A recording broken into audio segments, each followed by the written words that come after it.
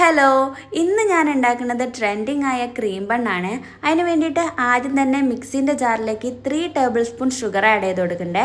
ഇത് നല്ലപോലെ പൊടിച്ചെടുക്കണം കേട്ടോ.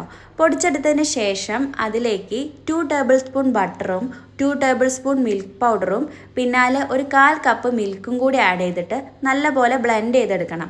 ഇനി വാട്ടർ കൺസിസ്റ്റൻസി കുറവാണെങ്കിൽ കുറച്ചും കൂടി മിൽക്ക് ആഡ് ചെയ്ത് കൊടുത്തിട്ട് നല്ലപോലെ ക്രീമി കൺസിസ്റ്റൻസിയിൽ ആക്കിയെടുക്കണേ. ഇനി സിമ്പിളാണ് കാര്യം. Apply to the bun and eat. Super taste ആയിരുന്നു കേട്ടോ. ഇതിന് നമ്മൾ കടയിൽ നിന്ന് വാങ്ങിക്കുന്ന ആ ഒരു ടേസ്റ്റ് അല്ല, എന്നാലും ഒരു പ്രത്യേക രുചിയായിരുന്നു കേട്ടോ.